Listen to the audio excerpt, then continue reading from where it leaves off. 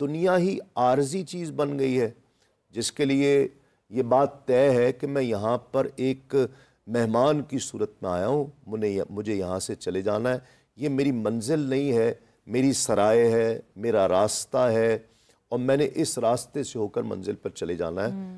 اس کے لیے وہ جنت کا باغ ہے۔ میں اپنے لیے وہ تمام عالم برزخ کے تمام کیفیات، تمام اسباب میں اپنے لیے خود لے کر جا رہا ہوں۔ قبر کا بظاہر گڑھا ایک مٹی کا گڑھا ہے جس میں جسم نے ختم ہو جانا ہے ایک عام آدمی کے، لیکن وہ شخص جو دنیا سے گیا ہے اپنے لیے خود چیز لے کر گیا ہے۔ آگ لے کر گیا ہے تو خود لے کر گیا ہے، جنت کی آغوش لے کر گیا ہے تو وہ خود لے کر گیا اپنے اعمال کی بنیاد پر۔ یہی نقطہ مفتی صاحب میں آپ کے آگے رکھوں گی کہ قبر میں جو حساب کتاب کا جو معاملہ ہوگا یا عذاب کا، اور یا جو قبر کی ٹھنڈک ہوگی، یہ جو بھی معاملہ ہوگا یہ جسم کے ساتھ ہوگا یا روح کے ساتھ ہوگا؟ جی، جسم اور روح دونوں کے ساتھ ہوگا۔ اچھا، اصل میں انسان کی زندگی کے مختلف پہلو آپ دیکھ لیں کہ بعض اوقات انسان کی زندگی یعنی عالم ارواح میں صرف روح کی زندگی ہے۔ ماں کے پیٹ میں روح اور جسم دونوں کی، یعنی پہلے 4 ماہ اکیلا جسم پرورش پاتا ہے، اور اس کے بعد روح اور جسم۔ دنیاوی زندگی جو ہے یہ روح اور جسم، دنیاوی زندگی یہ روح اور جسم کا نام ہے۔ اور جو برزخی زندگی ہے یہ دنیاوی جو قبر ہے اس میں جسم ہے، اور برزخی قبر جسے علیین کہا جاتا ہے، یا بعض روایات میں جو شہداء ہیں، انبیاء ہیں، ان کی قبر جو روحیں ہیں وہ سبز پرندوں کی شکل میں جنت الفردوس میں اللہ کے عرش کے ساتھ لٹکی ہوئی ہے۔ تو یہ یعنی مختلف پہلو ہیں۔ تو انسان کی جو برزخی زندگی ہے اس کا روح کے ساتھ بھی تعلق ہے اور جسم کے ساتھ بھی تعلق ہے، دونوں کے ساتھ اس چیز کا تعلق ہے۔ اسی وجہ سے رسول اللہ صلی اللہ علیہ وسلم نے جب وہ قبروں کے پاس سے گزرے تو آپ نے فرمایا ان کو عذاب دیا جا رہا ہے، تو وہ خچر ان قبروں کے پاس بتکا تھا۔ تو یعنی ان قبروں میں بھی یہی رسول اللہ صلی اللہ علیہ وسلم نے فرمایا کہ جب دفنا کر ہم واپس پلٹتے ہیں تو میت کو اللہ تبارک و تعالی ہمارے قدموں کی آواز جو آہٹ ہوتی ہے وہ سنا دیتا ہے۔ اچھا، یعنی بتانا یہ مقصود ہوتا ہے کہ یہ ہے وہ تیرا مال جو تیرے ساتھ آیا تھا، یہ تیرے اہل و عیال، یہ سارے آج تجھے چھوڑ کے جا رہے ہیں دنیا میں، یہ جتنے معاملات تو ان کی خاطر کرتا تھا، بس یہاں تک یہ ساری کہانی ہے۔ اب یہاں یہ کہانی ختم ہو چکی ہے، اب یہ چھوڑ کے جا رہے ہیں، اب تو نے جو کیا ہے اس کا حساب مجھے دینا ہے۔ اور رسول اللہ صلی اللہ علیہ وسلم نے فرمایا اللہ نہ کرے، اللہ نہ کرے، اللہ نہ کرے کہ جو آدمی بد ہے، گناہوں میں جس نے اپنی زندگی لت پت کر کے گزار لی ہے، فرمایا جب اس کو عذاب دیا جاتا ہے تو جن اور انسانوں کے سوا باقی ساری مخلوقات اس عذاب کو سنتی ہے۔ اچھا، فرمایا میرا بعض اوقات دل کرتا ہے کہ میں اللہ سے دعا کروں کہ وہ اللہ کوئی ہلکی سی آہٹ تمہیں بھی سنا دے، لیکن مجھے خدشہ ہے کہ وہ جو ہے عذاب کی دردناک چیخیں اگر تم سن لو تو تم اپنے مردوں کو دفنانا چھوڑ دو۔ تسلیم صاحب سنا دیتا تو ہم بھی عبرت نہ پکڑ لیتے۔ یہ اللہ کی طرف سے رحمت ہے۔ یہ دیکھیں نا، اس میں ایک تو نفرت، اگر اللہ نہ کرے مطلب میرے عزیز کسی کو میں دیکھتا ہوں غلطی کی وجہ سے ہو گیا تو میں تو اس کے لیے کبھی پھر دعا نہ کرتا نا۔ یہ بھی اللہ تعالیٰ کی ہمارے اوپر رحمت ہے کہ اللہ تعالیٰ نے ہم سے مغفر رکھا ہے، ہم اپنے عزیز و اقارب کے لیے دعائیں کریں۔ حدیث میں آتا ہے نا کہ ایک آدمی کا عذاب ہلکا کیا جاتا ہے تو یا اس کا درجہ بلند کیا جاتا ہے، تو پوچھا جاتا ہے تو بتایا جاتا ہے کہ یہ تیری اولاد نے، تیرے اہل و عیال نے تیرے لیے استغفار کی ہے، مغفرت کی دعا کی۔ اگر سنا دیا جاتا تو فطرت ہے نا، انسان بہت جلدی، میں کہتا ہوں گناہ سے نفرت نہیں کرتا، گناہ گار سے بڑی جلدی نفرت کرتا ہے۔ تو یہ اللہ تعالیٰ نے ہمارے اوپر رحمت کی ہے کہ ان چیزوں کو ہم سے چھپائی ہے۔ دنیا جو ہے نا، وہ دنیا سے وہ بے رغبتی اس انداز کی ہو جاتی کہ پھر وہ انسان کا جینا ہی مشکل ہو جاتا۔ بات پھر وہ دجال والی آ جائے گی نا، اگر سن کے ہی ہم نے مانا۔ مجھے وہ یاد آ گئی سیدہ خدیجہ رضی اللہ تعالیٰ عنہ، ان کا جب بیٹا فوت ہوا تو رو رہی تھی، ماں کے دل میں بالکل۔ نبی علیہ الصلوۃ والسلام نے فرمایا اللہ تعالیٰ کی رضا پہ ہم راضی ہیں، تو فرمانے لگی اللہ کے رسول صلی اللہ علیہ وسلم بات اور کوئی نہیں، بس خواہش یہ تھی کہ میرا بیٹا یہ 16 ماہ میں فوت ہوا ہے تو 24 ماہ یعنی 2 سال پورے مدت رضاعت پوری کر کے جاتا۔ تو آپ نے فرمایا اللہ نے تیری یہ خواہش پوری کر دی ہے، اللہ نے جنت میں اس کی ایک دائیا مقرر کر دی ہے جو اگلے 8 ماہ آپ کے بیٹے کو دودھ پلائے گی۔ بس اس پردے کی حکمت تو اللہ کے پاس ہی ہے کہ آگے نبی علیہ الصلوۃ والسلام نے فرمایا لو شئتی ادعو اللہ ان یسمعک صوتہ، اگر اے ختیجہ رضی اللہ تعالیٰ عنہ تو چاہتی ہے نا، میں اللہ سے دعا کر دیتا ہوں جب تیرا بچہ دودھ پیے گا نا تو تجھے اس کے دودھ پینے کی آواز اللہ دنیا میں سنا دیا کرے. اللہ تو سیدہ فرمانے لگی بل آمنت باللہ، اللہ کے رسول سن کے ایمان لائے تو کیا ایمان ہے، آپ کے کہنے پہ ہم مان گئے، یہی ہمارا ایمان. حافظ صاحب کوئی نعت یا کلام آپ؟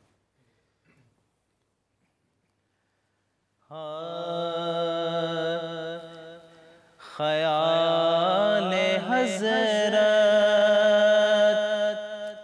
جب آ گیا ہے تو گرتے گرتے سنبھل گیا ہوں، سکون پایا ہے بے کسی نے، حدود غم سے نکل گیا ہوں، خیال حضرت. کبھی میں صبح ازل گیا ہوں، کبھی میں شام ابد گیا ہوں، کبھی میں صبح ازل گیا ہوں، کبھی میں شام ابد گیا ہوں، تلاش جانا میں کتنی منزل خدا ہی جانے نکل گیا ہوں، اور میرے جنازے پہ رونے والوں فریب میں ہو بغور سمجھو، میرے جنازے پہ رونے والوں فریب میں ہو بغور دیکھو، مرا نہیں ہوں، غم نبی میں لباس ہستی بدل گیا ہوں، مرا نہیں ہوں، بفیض غسان ابن ثابت برنگ نعت رسول رحمت، کمر میں شیر و سخن کی لے میں ادب کے موتی اگل گیا ہوں، سکون پایا ہے بے کسی نے، حدود غم سے نکل گیا ہوں.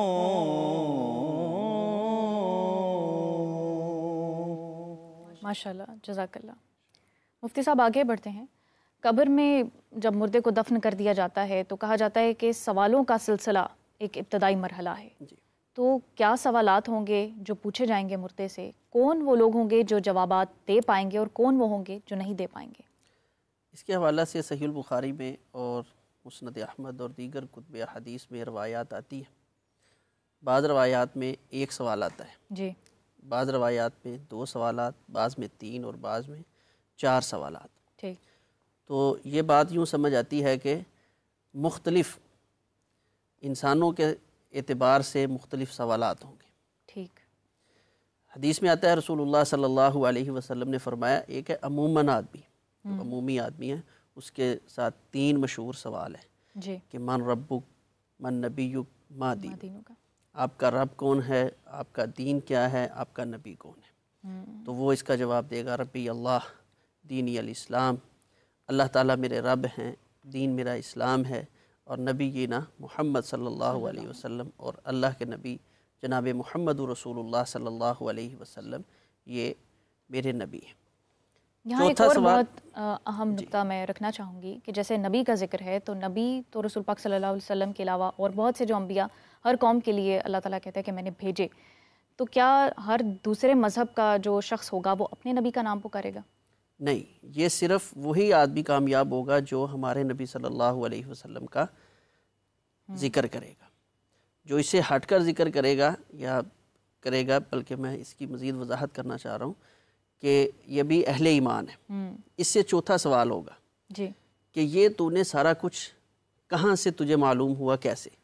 تو وہ کہے گا میں نے پڑھا ہے، میں نے لوگوں سے سنا ہے، اور میں نے اس پہ غور و خوض کیا ہے۔ جی، تو یہ 4 سوالات اہل ایمان سے ہوں گے۔ ایک جو سوال ہوگا ایسے شخص سے جو کلمہ رسول اللہ صلی اللہ علیہ وسلم کا نہیں پڑھتا اور نبی علیہ الصلاۃ والسلام کی نبوت کے بعد جو ہے وہ عیسائیت یا یہودیت کو پسند کرتا ہے۔ اس سے سوال یہ ہوگا ما تقول بہذا الرجل، لیکن جو پہلے سے موجود شریعت کو فالو کر رہے ہیں نبی پاک صلی اللہ علیہ وسلم سے پہلے، جیسے عیسائی ہیں یا اور مذاہب ہیں، تو وہ تو اپنے مذہب کے مطابق جواب دیں۔ یہ بھی سمجھے کہ اس سے پہلے یہ معاملہ جو ہے قبور والا یہ نہیں ہے، ٹھیک، یہ اس امت کے ساتھ ہے۔ یہی وجہ ہے کہ رسول اللہ صلی اللہ علیہ وسلم نے جب یہودیوں نے آ کر نبی علیہ الصلاۃ والسلام کے بعد بات کی تھی کہ آپ کو قبروں میں عذاب ہوگا، تو نبی علیہ الصلاۃ والسلام نے اس چیز کا انکار کر دیا میں یہ صرف یہودیوں کے ساتھ خاص ہے۔ پھر اس کے بعد آپ نے عصر کی نماز پڑھائی اور آپ نے فرمایا کہ جبرائیل علیہ الصلاۃ والسلام نے آ کر مجھے بتلایا کہ آپ کی امت جو ہے نا یہ بھی فتنہ دجال کی طرح قبروں میں آزمائی جائے گی۔ پھر آپ نے یہ تیاری کا حکم دیا۔ ٹھیک، تو اس میں یعنی مسلمان ہونے کے بعد علم حاصل کرنا، جی، کیونکہ چوتھا سوال یہ ہوگا کہ آپ کہاں نے سے تمہارے پاس علم ہے؟ یہ تسلیم صاحب آپ بھی اس بات سے اتفاق کرتے ہیں؟ دوسرے مذاہب کے لیے کیا معاملہ ہوگا؟ دیکھیے بات یہ ہے کہ ایک تو حضرت آدم علیہ السلام سے لے کر حضرت عیسیٰ علیہ السلام تک جتنے انبیاء کرام دنیا میں تشریف لائے کم و بیش 1,24,000، ان میں سے کسی کو اجازت نہیں ہے کہ اپنے امتی کی قبر میں جائے، کسی کو اجازت نہیں ہے۔ یہ صرف اعجاز امت مصطفیٰ صلی اللہ علیہ وآلہ وسلم کا ہے کہ نبی کریم صلی اللہ علیہ وآلہ وسلم قبر میں تشریف لائیں اور ان کی پہچان کا ذکر کیا جائے۔ آپ نے دوسرے مذاہب کا ذکر کیا، تو کیا یہ شریعت کے منسوخ ہونے کی وجہ سے ایسا ہے کہ باقی انبیاء کی شریعت جو ہے وہ منسوخ ہو گئی، تو ابھی یہ معاملہ صرف مسلمانوں تک رہ گیا ہے؟ تو میں یہ پوچھنا چاہوں گی جو دوسرے مذاہب ہیں وہ جیسے بھی اپنے مردوں کو دفن کرتے ہیں تو ان کے معاملات کس طرح سے ہوتے ہیں؟ ان کے معاملات بھی ان سے یہ سوال کیا جائے گا، ما تقول بہذا الرجل، آپ اس آدمی کے بارے میں کیا کہتے ہیں؟ تو وہ کہے کہ لا ادری، ہمیں نہیں پتا۔ بلکہ جو آدمی کلمہ پڑھتا ہے صحیح معنی میں نبی علیہ الصلاۃ والسلام سے محبت نہیں کرتا، حدیث میں آتا ہے اما المنافق او المرتاب، جس کے دل میں شک ہے، اچھا یہ نبی علیہ الصلاۃ والسلام نے اتنی باتیں کہہ دی، ہمیں اتنا کہا ہے، وہ جی دین اتنا سخت نہیں ہے یا یہ چیزیں نہیں ہیں، من مرضی کا جو دین مان، تو وہ آدمی بھی یہی کہے گا لا ادری، اور آگے کہے گا سمعت ما یقول الناس، میں وہی چیزیں کہہ رہا ہوں جو لوگ کہہ رہے تھے، لوگوں سے میں سنتا تھا کہ محمد رسول اللہ صلی اللہ علیہ وسلم اللہ کے نبی ہیں۔ آج اس چیز کی فکر ہونی چاہیے ہمیں، یعنی صرف یہ کہہ لینا کہ میں اللہ کے نبی علیہ الصلاۃ والسلام کو اللہ کا رسول اور آخری نبی مانتا ہوں، یہ کافی نہیں ہے، بلکہ نبی علیہ الصلاۃ والسلام کے حقوق کیا ہے، نبی ماننے کے بعد ہمارے اوپر ذمہ داری کیا عائد ہوتی ہے۔ مفتی صاحب، ہندو مذہب میں جیسے ہوتا ہے کہ مردے کو جلا دیا جاتا ہے، پھر بعد میں اس کی استھیاں بہا دی جاتی ہیں، تو ان کے ساتھ کیا معاملہ ہوگا؟ جو مرضی، یہ جو قبر کی پہلی رات کا ہمارا تصور ہے، ان کی کیسی رات ہوگی؟ یہ دیکھیں، پانی میں ڈوب جائے، جانور کھا جائے, اس کو آگ لگا دی جائے, کچھ بھی ہو جائے. حدیث میں آتا ہے ایک شخص کفن چور تھا, بنی اسرائیل کا آدمی. جی. تو جب وہ فوت ہونے لگا تو اس کو اللہ تعالیٰ کا خوف آ گیا, اپنے بچوں کو بلایا, کہنے لگا کہ دیکھو میں نے نہ بڑا اپنے رب کو ناراض کیا ہوا ہے, تو جب میں فوت ہو جاؤں مجھے آگ لگانی, آگ لگانے کے بعد پھر آپ نے مجھے کچھ میری خاک کو سمندر برد کرنا ہے, کچھ کو جو ہے وہ پہاڑوں پہ پھینک کے آنا ہے, کچھ کو فضا میں پھینک دینا ہے, کچھ کو صحرا میں پھینک کے آنا ہے. تو بیٹوں کو کہ میں تمہارے ساتھ بڑا اچھا سلوک کیا ہے, بڑا اچھا باپ تھا. تو بیٹوں نے کہا ٹھیک ہے, انہوں نے اسی طرح کیا. جی. تو اللہ تبارک و تعالیٰ نے اس کی ساری خاک کو اکٹھا کر کے اپنے سامنے کھڑا کر لیا. فرمایا تو نے اپنے بیٹوں کو یہ حکم کیوں دیا؟ تو کہتا ہے کہ اللہ میں تیرے سے ڈر گیا, تیرے سامنے کھڑے ہوتے ہوئے مجھے شرم آئی کہ میں اپنے رب کے سامنے کیسے کھڑا ہوں گا کہ جو اس دنیا میں لوگ گئے ہیں میں ان کے کفن چراتا تھا, ان کو نہیں معاف کرتا تھا. تو اللہ تعالیٰ فرمائیں گے جو تم مجھ سے ڈر گیا نا دنیا میں نے اس ڈر کی وجہ سے تیری زندگی کے گناہوں کو معاف کر دیا. تو مراد جل جائے, وہ پانی میں ڈوب جائے, اس کو درندے کھا جائیں, وہ کسی جگہ ختم ہو جائے, یہ زمینی گڑھا نہ بھی اس کو ملے. اللہ تعالیٰ فرماتے ثم اماتہ فاقبرہ, جب اس کو موت آنی ہے اس کے بعد اس نے قبر میں ہی جانا ہے. یعنی ایک جانور نے ایک کو کھا لیا ہے. یہی پوائنٹ میں تسلیم صاحب آپ کے آگے رکھنا چاہوں گی. جیسے پہلے یہ ڈسکس ہوا کہ جسم اور روح دونوں کے ساتھ ہی وہ قبر کا معاملہ ہوگا, تو یہاں پر جن کا جسم ہی نہیں رہتا تو پھر ان کی روح کے ساتھ معاملہ ہوگا. یہ عالم میں برزخ ہے نا, جی. یہ کسی ظاہری چیز سے جڑا ہوا نہیں ہے. ہم اس کا اندازہ نہیں کر سکتے, ہم اس کا احساس نہیں کر سکتے کہ یہ عالم برزخ کیا ہے. جی. اسی لیے مطلب ہمارے ہاں بہت کوششیں, اب جب ٹیکنالوجی بہت زیادہ بڑھ گئی نا, تو بہت سے لوگوں نے اندر ویڈیو کیمراز کا اہتمام کیا. ایسے ہی ہے کہ کیمراز لگا کے دیکھیں کہ ہم اندر کیا ہو رہا ہے, کیا جو ہم حساب کتاب کا سنتے ہیں کہ اس شخص کے ساتھ مرنے کے بعد کیا ہوا. اور کئی دنوں کی فوٹیجز ان کے پاس ہیں, کئی دنوں کی فوٹیج. یہ اس ٹیکنالوجی نے لوگوں کو اس چیز پر برانگیختہ کیا. لیکن عالم برزخ کسی اور چیز کا نام ہے, وہ کسی اور کیفیت کا نام ہے. کیونکہ سائنس کے مطابق بھی جب انسان کی موت واقع ہو جاتی ہے تو اس کی خون کی نالیوں میں بیکٹیریاز جو ہیں وہ ڈکے کے پروسیس کو سٹارٹ کر دیتے ہیں, اور کچھ عرصے بعد جو باڈی ہے وہ گل سڑ جاتی ہے. جی ہاں, بالکل بالکل ایسا ہی ہے.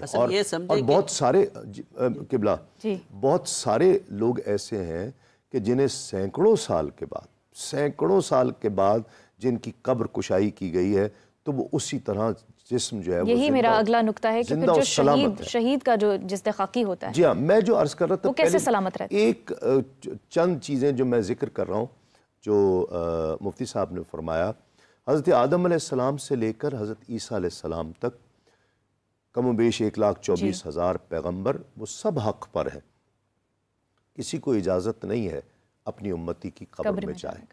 یہ نبی پاک صلی اللہ علیہ وآلہ وسلم کی امت کا اعزاز ہے, یہ شرف ہے کہ حضور نبی کریم صلی اللہ علیہ وآلہ وسلم تشریف لائیں گے اور ان کے لیے پوچھا جائے گا کہ اس کے لیے دنیا میں کیا کہتا تھا, اس کے بارے میں کیا رائے رکھتا ہے.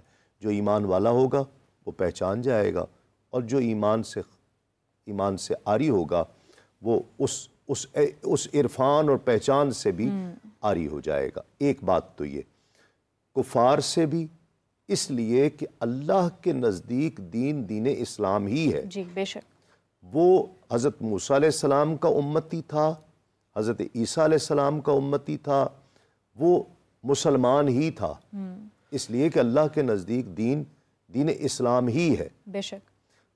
اب جب نبی کریم صلی اللہ علیہ وآلہ وسلم کی بعثت مبارکہ, خاتم النبیین, جن پر نبوت کا دروازہ بند ہو گیا, جن کی آمد سے جب وہ ہستی دنیا میں تشریف لائی, تو اب دنیا میں جو بھی موجود ہے اسے تمام انبیاء کو حق پر ماننے کے ساتھ ساتھ ایک امتی کی حیثیت سے نبی کریم صلی اللہ علیہ وآلہ وسلم کی پیروی واجب ہو گئی ہے. ٹھیک ہو گیا, فرض ہو گئی.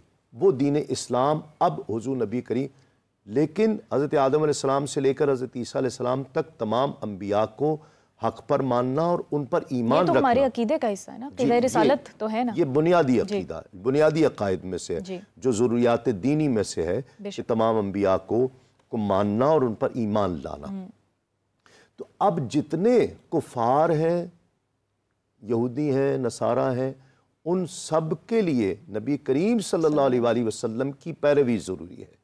وہ حق کو پہچانے, ایون کتابوں میں یہ بھی لکھا، علماء نے اس پر بھی بحث کی کہ وہ شخص جو کسی جنگل میں پلا بڑھا اور کسی شخص سے اس کی ملاقات نہیں ہوئی، وہ کس طرح سے اس کا مکلف ہوگا؟ وہ یہ کہہ سکتا ہے کہ جی میں تو کسی سے ملا ہی نہیں، مجھ تک یہ پیغام نہیں پہنچا. کوئی شخص یہ پیغام یہ بہانہ نہیں کر سکتا، اس لیے کہ قدرت کے آثار، اللہ رب العزت کی وحدانیت ایک ایک چیز میں سے جھلک رہی ہے. اس کو پہچاننا، اس پر ایمان لانا اس کے لیے ضروری ہے کہ وہ اس کو سمجھے. ٹھیک ہے. اب جو آپ بات کر رہی تھی کہ ہندو ہیں یا جو مر گئے تو وہ کسی نے بڑے فخر سے کہا تھا، ایک ہندو نے، کہ جی ہم تو، تم دفناتے ہو ہم جلاتے ہیں. وہ مسلمان نے کہا، اس نے کہا جی ہاں کچرا جلایا جاتا ہے اور خزانہ دبایا جاتا ہے. ایک تو لیکن جلانے سے اللہ رب العزت نے بھی منع کیا ہے، اسی لیے کیونکہ جو آگ اور جہنم کا جو عذاب ہے وہ تو حشر کے لیے ہے، تو آپ اسے دنیا میں ہی آپ عذاب دے رہے ہیں، وہیں سے شروع کر دیا نا آپ نے، وہیں سے جلانا شروع کر دیا. اللہ رب العزت نے فرمایا کہ جو شرک کرے گا میں اسے دوزخ کی آگ میں جلاؤں گا. تو انہوں نے وہ دوزخ کی آگ تو اور ہے، لیکن ہندو نے دنیا میں ہی جلانا شروع کر دیا ہے اسے، اس کے عقیدے کا حصہ بنا دیا ہے، اس کے یقین کا حصہ بنا دیا ہے. اور سب سے بڑا بیٹا سب سے پہلے آگ لگاتا ہے. جی اللہ اکبر. جہالت کی سب سے بڑا بیٹا ہے، بیٹا ہی آگ لگائے گا، بیٹے کا بیٹا بیٹے کو آگ لگائے گا. یعنی یہ ان کے عقیدے یقین کا حصہ بنا دیا کہ وہ آگ لگائے. تو پھر یہ کفار جو ہے، کیا ان کی روح کو عالم برزخ میں وہیں سے عذاب شروع ہو جائے گا؟ کیونکہ کفار ہیں، مشرک ہیں. جو ہمارے ذہن میں نا کہ جسم یہ ایک ڈھانچے کا نام ہے، اصل جسم اس ڈھانچے کا ہی نام نہیں ہے. یہ کسی بھی حالت میں چلا جائے، یہ جو مٹی ہے نا یہ جسم ہے. یہ جو مٹی ہے نا، جب انسان کی خلقت ہوئی تو فرشتے کو حکم دیا کہ جا کے روئے زمین سے مٹی لے آ. تو مٹی نے اسی جو ہے وہ وعدے کے ساتھ جانا چاہا کہ واپس مجھے یہیں چھوڑ کے جانا ہے. اللہ تعالیٰ فرماتا ہے منہا خلقناکم وفیہا نعیدکم ومنہا نخرجکم تارۃ اخری. یعنی ہر انسان نے مرنے کے بعد اس مٹی کے اندر ملنا ہے، وہ خاک بن کے مل جائے، وہ جو ہے ویسے بسیدہ ہو کر چلا جائے، اس کو جو ہے نا جلا کر دیا جائے، لیکن اس کے جسم کے ایک ایک ذرے کو اللہ تعالیٰ خوب جانتے ہیں. جی بے شک. اور اللہ تعالیٰ کے علم میں ہے کہ اس ذرے کو راحت پہنچانی ہے یا اس ذرے کو عذاب پہنچانا ہے، اور اللہ تعالیٰ اس چیز پر قادر ہے. بے شک. اصل ہمارے ہاں جب ہم یہ ذہن بنا لیتے ہیں نا کہ یہ جسم ختم ہو گیا تو شاید عذاب ختم ہو گیا، تو یہ تو ہندوؤں کا ایک سوچ اور ان کی ایک فکر ہے. ان کے لیے ایک خاص ایک اور بھی چیز ہے اس میں کہ جی 7 جنم ہے، 7 جنم ہے کہ وہ اس کے بعد اگلا جنم آئے گا تو پھر تیسرا جنم آئے گا تو چوتھا. ان کے نزدیک یہ بھی ہے. تو ہمیں یہ دیکھنا ہے کہ اللہ تعالیٰ کی قدرت صرف اپنی عقل میں وَمِن وَرَائِهِمْ بَرْزَخٌ إِلَىٰ يَوْمِ يُبْعَثُونَ. یہ ساری چیزیں پردے میں ہیں. جتنی چیزیں شریعت نے ہمیں بتا دی ہیں اس پر ہمارا ایمان ہے. جب شریعت نے بتا دیا کہ جسم کو بھی عذاب ہوتا ہے، وہ جسم کس حالت میں ہے ظاہری ہمیں آنکھوں سے نظر نہیں آ رہا، لیکن ہم کہتے ہیں نا کہ یہ قبر ہمارے باپ کی ہے، ہمارے دادے کی ہے. جسم تو اندر نہیں ہے نا، لیکن وہ کیوں ہے؟ جب ہم اپنی سوچ فکر علم کے اعتبار سے کہہ رہے ہیں کہ یہ ہمارے دادا پردادا کی قبر ہے، تو اللہ تعالیٰ کا علم کوئی محدود ہے؟ وہ تو بہت وسعت والا ہے. یہیں سے کنٹینیو کریں گے. ایک کالر ہے ہمارے ساتھ. السلام علیکم. جی جناب، کہاں سے بات کر رہے ہیں؟ ہیلو، السلام علیکم. کال کٹ ہو گئی ہے آئی گیس. تسلیم صاحب اسی نقطے سے آگے بڑھیں گے. جی ہاں، یقیناً مفتی صاحب نے درست فرمایا کہ جو قبر کا جو عذاب ہے وہ اس گڑھے سے جڑا ہوا صرف اس کا پابند نہیں ہے. کیا یہ بھی ممکن ہے کہ جو عالم برزخ میں کسی کو عذاب ہو رہا ہے یا کوئی کسی تکلیف سے گزر رہا ہے، وہ روح ہی محسوس کر رہی ہے لیکن وہ اس کے ساتھ جسم کی تکلیف بھی ایڈ کی گئی ہو؟ کیا ایسا ممکن ہے؟ جی ہاں بالکل. روح لوٹائی گئی ہے نا، اس لیے کہ انسان کا سفر ہے جو عالم ارواح سے شروع ہوا ہے. عالم ارواح سے انسان چلا ہے. یہ ایک راستہ ہے. دنیا میں آیا ہے کچھ دیر کے لیے، پھر اس کے بعد عالم برزخ سے گزرتا ہوا اس نے اخروی دنیا میں پہنچنا ہے جو اس کی آخری منزل ہے. تو یہ ایک راستے سے گزرا ہے۔ شہیدوں کے بارے میں کیا معاملہ ہے؟ کیونکہ اکثر ایسا ہوا ہے کہ قبر کشائی کی ضرورت پڑی، جب دیکھا گیا تو ان کا جسم سلامت تھا، انفیکٹ کہ ان کی داڑھی اور بال گرو بھی کر رہے تھے۔ شہید تو شہید ہے نا، جس کے لیے فرمایا گیا کہ اسے رزق پہنچتا ہے، یعنی یہ تو اللہ کا وعدہ ہے اس سے کہ شہید کو رزق پہنچایا جاتا ہے، تو وہ کھاتا پیتا ہے، جو بھی رزق وہاں کی ضروریات میں سے ہے۔ تو پھر یہ معاملہ بھی تو برزخ میں ہو رہا ہے، تو وہ جنہیں برزخ میں عذاب ہو رہا ہے گو دونوں زندہ نہیں ہیں برزخ کے معاملے میں؟ یہی پوائنٹ سمجھنے والا ہے جی، کہ ایک ہے جیسے دنیاوی زندگی، شہید کو کہتے ہیں نا شہید زندہ ہے، یہ ایک ہے دنیاوی زندگی، ایک ہے برزخی زندگی۔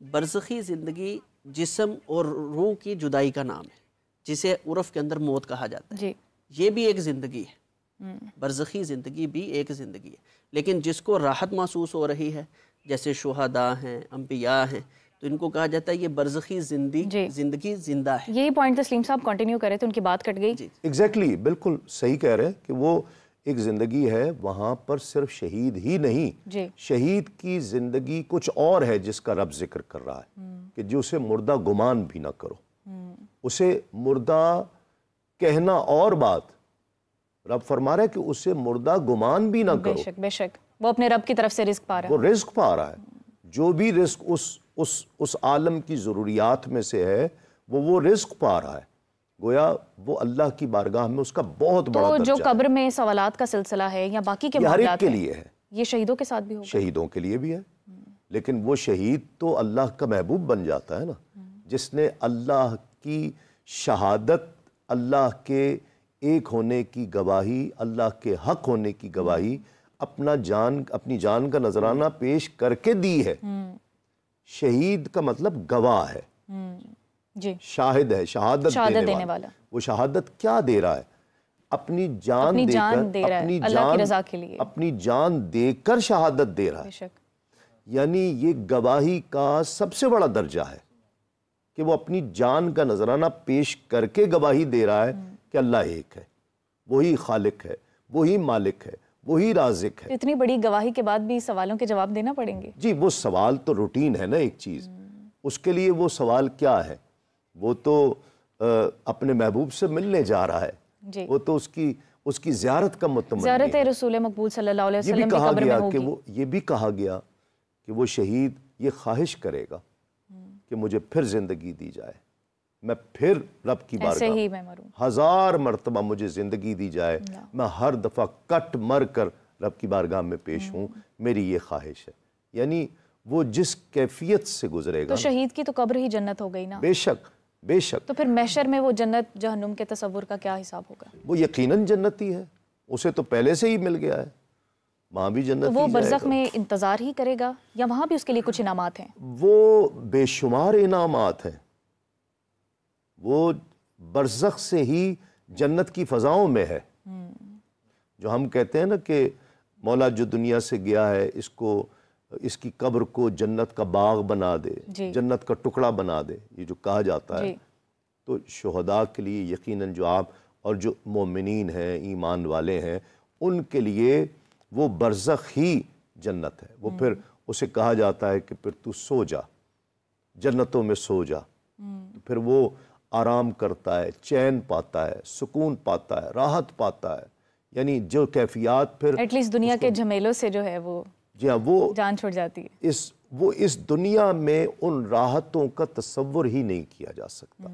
وہ جو خواہش کرتا ہے اسے ملتا ہے، جو تمنا کرتا ہے اسے ملتا ہے، یعنی وہ زندگی اللہ کے لیے گزار کر آیا ہے نا، بے شک، تو اس کا جو اجر ہے وہ اللہ کی بارگاہ سے بے شمار ہے، اس لیے کہ وہ اللہ کے لیے زندگی گزار کر آیا ہے۔ تو جو کام یہ تو اللہ کے لیے کیا جائے، شہیدوں کی بات ہو گئی تسلیم صاحب، کچھ بچوں کے بارے میں بھی کہا جاتا ہے کہ جو بچے نابالغ ہوتے ہیں یا اتنی سمجھ بوجھ نہیں رکھتے، جب ان کا انتقال ہو جاتا ہے تو وہ بھی سوالات و جوابات سے مستثنیٰ ہو جاتے ہیں، اس لیے کہ وہ نہ صرف خود جنتی ہوتے ہیں بلکہ روایات میں آتا ہے کہ وہ اپنے چاہنے والوں، اپنے ماں باپ، ان کے لیے بھی جنت کی سیڑھی بنتا ہے، اچھا، وہ جنت کے لیے ان کا وسیلہ بنتا ہے کہ جی میرے ماں باپ بھی ہیں، مولا ان کو بھی تو جنت میں داخل، تو وہ تو خود صاحب سفارش ہو جاتا ہے، جی، یعنی اس کا مقام مرتبہ ایسا ہو جاتا ہے۔ مفتی صاحب بچوں کے علاوہ اور کون سے لوگ ہیں جن کو استثناء ہے سوالات سے؟ جی، سوالات سے استثناء بچوں کو صرف اس لیے ہے کہ وہ مرفوع قلم ہے. اسی طرح جو مجنون ہے، جی پاگل آدمی، جی اس کو بھی اللہ تعالیٰ نے استثناء دیا ہے کہ وہ اس لیے کہ عقل و خرد ہی نہیں ہے، اس کو یہ سوچ سمجھ نہیں ہے، تو اس کو بھی اللہ تعالیٰ نے معاف کر دیا. تو جس طرح شہداء اور بچوں کی بات ابھی ہو رہی تھی، شہداء کی جو جسم وجود ہیں یا بچوں کے، یہ ادھر تو قبر میں ظاہری جو ہمارے ہاں مٹی کا گڑھا ہے اس کے اندر ہے، لیکن حدیث میں آتا ہے صحیح مسلم میں نبی علیہ الصلوۃ والسلام نے فرمایا اللہ تبارک و تعالیٰ نے شہداء کی روحوں کو سبز پرندوں کی شکل دے دی ہے. اچھا. قیامت تک وہ اللہ تعالیٰ کے عرش کے ساتھ لٹکے ہوئے ہیں. صبح نکلتے ہیں، پوری جنت الفردوس میں چرتی ہیں ان کی روحیں، اور شام آ کر پھر وہ اللہ کے عرش کے نیچے قندیلیں، یہ گلوب جو ہوتے ہیں اس طرح کے، ان کے اندر وہ رات بسر کرتے ہیں. اسی طرح یہ جو نابالغ بچے ہوتے ہیں، یہ سارے کے سارے ان کی روحیں، نبی علیہ الصلوۃ والسلام نے فرمایا میں نے معراج کی رات دیکھا کہ بیت اللہ کی طرح کا ایک گھر ہے 7ویں آسمان پر، اور ایک آدمی ٹیک لگا کے جو ہے نا اس گھر کے ساتھ بیٹھا ہوا، اور اس کے ارد گرد بڑے بچے. تو میں نے پوچھا جبرائیل علیہ الصلوۃ والسلام سے کہ یہ کون ہے؟ تو انہوں نے فرمایا یہ ابراہیم علیہ الصلوۃ والسلام. اور آپ کی امت میں سے جو نابالغ بچہ فوت ہوتا ہے اس کی روح یہ بیت المعمور میں ان کے پاس پہنچا دی جاتی ہے. تو وہ سارے بچے جو ہیں نابالغ، ان کی روحیں وہ پرورش پا رہی ہیں ابراہیم علیہ الصلوۃ والسلام کے پاس بیت المعمور میں. مرض طاعون سے مرنے والوں کے بارے میں بھی ایسا ہی کہا جاتا ہے، اس بات میں کتنی صداقت ہے؟ نہیں، یہ ان سے سوالات ہوں گے. یہ ہے کہ جو اس وقت اس طاعون کی بیماری میں شہادت عقیدہ توحید کے اوپر فوت ہوں گے، اللہ تبارک و تعالیٰ اس کو درجہ شہادت پر فائز کرے گی. ایک ہے شہید ہونا، ایک ہے درجہ شہادت پر فائز ہونا. ٹھیک ہے، تو شہید نہیں ہے. اچھا مفتی صاحب، کچھ ایسے لوگ بھی ہوتے ہیں جو مطلب جب ان کی پیدائش ہوتی ہے وہ ذہنی طور پر بالکل ٹھیک ہوتے ہیں، ایک سرٹن ایج میں آ کر وہ اب نارمل ہو جاتے ہیں، ان کے لیے کیا معاملہ ہوگا؟ جب انسان، دیکھیں شریعت نے کوئی قید نہیں لگائی، جب تک وہ سوچ سمجھ رکھتا ہے، معاملات کی اچھائی اور برائی کی پرکھ کرتا ہے، تب تک وہ شریعت کا مکلف ہے. ٹھیک. لیکن جس دن اس کی عقل جو ہے وہ ختم ہو چکی ہے، وہ کسی حادثے میں ہو گئی یا ویسے کسی پریشانی کے سبب ہو گئی، پھر شریعت اسلامیہ نے اس کو مرفوع القلم کر دیا. یہ اس طرح کے، جس طرح ابھی صابری صاحب بھی ذکر کر رہے تھے کہ بعض لوگ جنگلات کے اندر، یا ان کو پتہ ہی نہیں ہے، شعور ہی بالکل نہیں ہے، یا اس طرح، ان کے بارے میں شارحین نے ذکر کیا ہے کہ کل قیامت کے دن اللہ تبارک و تعالیٰ وہاں ایک وقتی جہان بسائیں گے. اچھا. وقتی جہان بسا کر وہاں اللہ کی توحید کی گواہی اور رسول اللہ صلی اللہ علیہ وسلم کی رسالت کی گواہی ان سے لی جائے گی. اگر جو ان میں سے گواہی دے دے گا، اللہ تبارک و تعالیٰ اس کو جنت میں داخل کر دے گا، اور جو اس جہان میں رسول اللہ صلی اللہ علیہ وسلم کی رسالت کا اقرار نہیں کرے گا اس کو جہنم میں ڈال دیا جائے گا.